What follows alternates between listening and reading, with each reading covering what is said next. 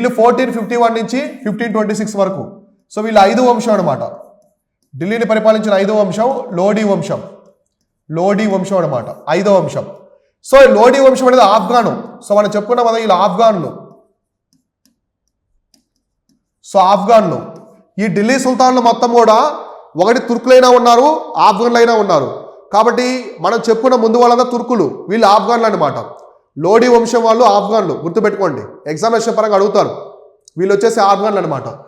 So it was the 5th and final dynasty. So చివరి వంశం అనమాట. ఢిల్లీ సల్తనత్ పరిపాలించినటువంటి చివరి వంశము, అలానే 5వ వంశం కూడా ఇదే అనమాట. So founded by the Bahlul Khan Lodhi, Sikandar Lodhi succeeded him. ఇతని తర్వాత ఎవరు వచ్చారంటే బాహుల్ లోధి తర్వాత మొట్టమొదటిగా ఎవరున్నారు? బాహుల్ లోధి అనమాట. ఇతను ఈ వంశాన్ని స్థాపించాడు. ఇతని తర్వాత వచ్చినటువంటి పాలకుడే ఈ యొక్క సికిందర్ లోధి అనమాట. నెక్స్ట్ ఎవరంటే సికిందర్, అతనికి ఒక కుమారుడైనటువంటి సికిందర్ లోధి వచ్చాడు. సో సికిందర్ లోధి 1489 నుంచి 1570 వరకు పరిపాలించాడు. ఇతను సికిందర్ లోధి అనమాట. ఇతను సికిందర్ లోధి ఢిల్లీ సామ్రాజ్యాన్ని పరిపాలించిన చివరి వంశం. So he was the contemporary of the Mahmud Begarha of Gujarat and Rana Sangha of Mewar. ఇతను సమకాలీకులు. అంటే మనకి ఈ యొక్క సమకాలీకులు ఎవరికి? ఈ సికిందర్ లోధి అనమాట. సికిందర్ లోధి ఢిల్లీని పరిపాలించేటప్పుడు ఈ యొక్క ప్రాంతాన్ని, గుజరాత్ ప్రాంతాన్ని ఎవరు పరిపాలిస్తున్నారంటే మహమ్మద్.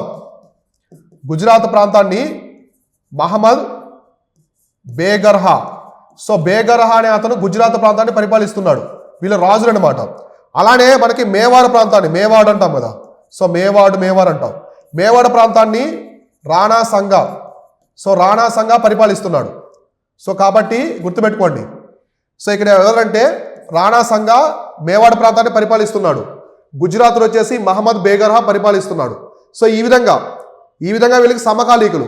అంటే ఢిల్లీ సామ్రాజ్యాన్ని పరిపాలించేది ఢిల్లీ సుల్తాన్ వచ్చేసి సికిందర్ లోధి, మేవాడ్ యొక్క రాజు రాణా సంఘ, గుజరాత్ యొక్క రాజు ఇక్కడ వచ్చేసి ఎవరంటే ఇక్కడ వచ్చేసి బేగర్హా అనమాట. సో ఇండియా అనేది ఇలా ఉంటే ఇక్కడ చూడండి. సో ఇలా ఉంది ఇండియా అనేది. ఇలా ఉంటే ఢిల్లీలో సికిందర్ లోధి, మేవాడ్లో వచ్చేసి రాణా సంఘ, ఇక్కడ సికిందర్ లోధి, గుజరాత్ ప్రాంతంలో వచ్చేసి మహమ్మద్ బేగర్హా అనమాట. ఇలా సమకాలీకులుగా ఉన్నారు. అలానే ఈ founded the city of Agra. So Agra నగరాన్ని నిర్మించింది ఇతరే అనమాట. చాలా మంది అక్బర్ అనుకుంటారు, గుర్తుపెట్టుకోండి. ఆగ్రా నగరం నిర్మాత ఎవరంటే ఈ యొక్క సికిందర్ లోధి. ఆగ్రాని నిర్మించినటువంటి సుల్తాన్ ఎవరంటే Sikandar Lodhi. And transferred the capital from Delhi to Agra. ఇతను రాజధానిని మార్చాడు, గుర్తుపెట్టుకోండి. సో రాజధానిని ఎక్కడికి మార్చాడు? ఢిల్లీ నుంచి ఆగ్రాకి మార్చాడు. సో ఇంతవరకు ఢిల్లీ ఉన్నది, ఇక్కడ నుంచి ఆగ్రా అనమాట. సో ఆగ్రా అనేది ఈ యొక్క ఢిల్లీ సుల్తాన్ యొక్క రాజధాని వచ్చేసి ఆగ్రా. ఎవరి కాలంలో? సికిందర్ లోధి కాలంలో. సో తర్వాత ఈ abolish the octroi duty on grains and established a new measurement the yard called the Gazi Sikandari. ఇతను ఆహార ధాన్యాల ఓటి మీద ఈ ఆక్ట్రాయ్ డ్యూటీ అనమాట, పన్ను. ఆక్ట్రాయ్ పన్ను అంటే ఎంట్రీ పన్ను, ప్రవేశ పన్ను అంటారు దీన్ని. సో ప్రవేశ పన్ను అనే దాన్ని ధాన్యాల మీద తీసేశాడు, రద్దు చేశాడు. అలానే ఒక భూమిని కొలిచే ఒక కొత్త కొలతను తీసుకొచ్చాడు. దాన్ని ఏమంటారంటే గాజై సికిందరి. సో గాజై సికిందరి ఇతని పేరే పెట్టుకున్నాడు. సో గాజై సికిందరి అంటే ఇది ఒక కొలత అనమాట. అంటే ఏంటి? దేని కొలత? న్యూ మెజర్మెంట్ అనమాట, కొత్త కొలత. సో అది భూమిని కొలిచే కొలత అనమాట. గాజై సికిందరి అంటే ఏంటంటే భూమిని కొలిచే ఒక మెథడ్ అనమాట. అది కొలతను ఏమంటారంటే గాజై సికిందరి అంటారు. ఇతని పేరు మీద తీసుకొచ్చాడు. ప్రవేశ పన్నును రద్దు చేశాడు ఆహార ధాన్యాల మీద. వేరే ప్రదేశం నుంచి వచ్చే ఆహార ధాన్యాల మీద ప్రవేశ పన్ను రద్దు చేశాడు. ఆగ్రా నగరాన్ని నిర్మించాడు. చాలా ఇంపార్టెంట్ పాయింట్ వచ్చేసి ఆగ్రా నగరాన్ని నిర్మించాడు.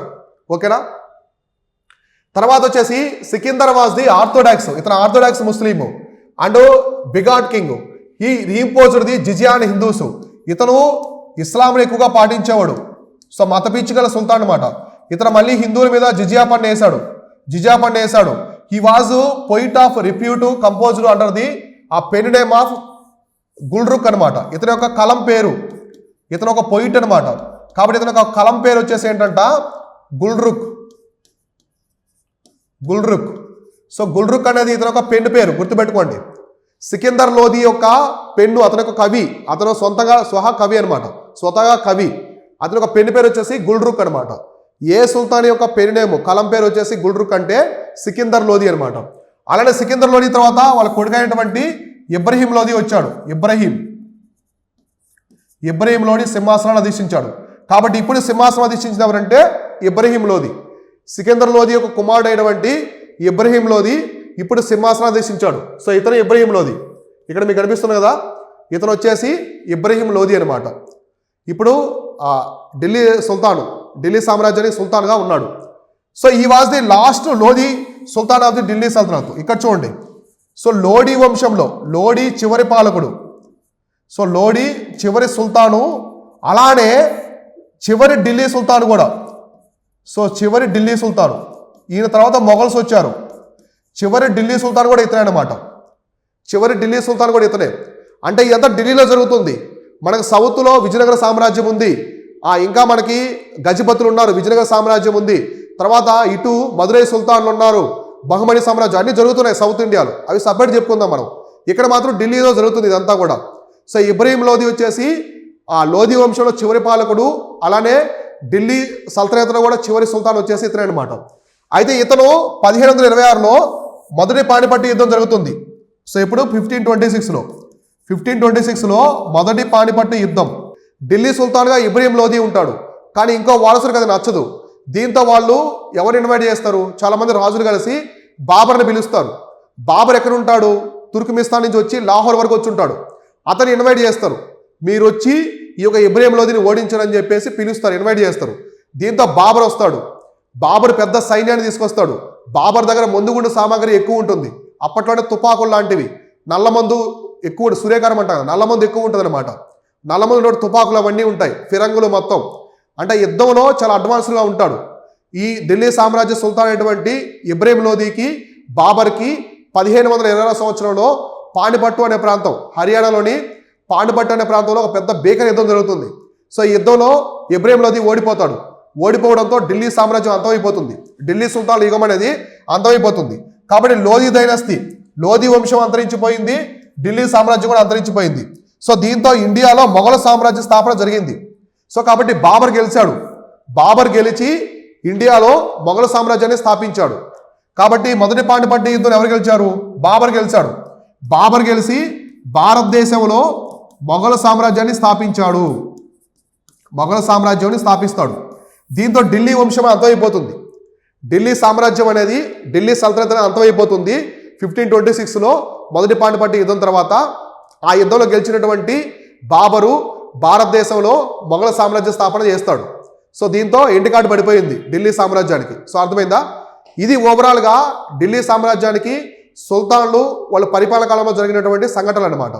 సో నెక్స్ట్ క్లాస్లో మనము ఢిల్లీ సామ్రాజ్యంలో జరిగినటువంటి, ఢిల్లీ సల్తనత్ టైంలో జరిగినటువంటి పరిపాలన ఏ విధంగా ఉంది, art and architecture, socio economic conditions ఉంటాయి కదా, సామాజిక ఆర్థిక పరిస్థితులు, ఇంకా మనకి ఆర్ట్ అండ్ సాహిత్యము, నిర్మాణాలు, కళలు, వాళ్ళకి పరిపాలన ఏ విధంగా ఉండేది, ఎందుకు అంతరించిపోయింది, ఢిల్లీ సామ్రాజ్యం ఎందుకు అంతరించిపోయింది, ఇవన్నీ కూడా నెక్స్ట్ క్లాస్లో మనం క్లారిటీగా డిస్కస్ చేసుకుందాం. Thank you all.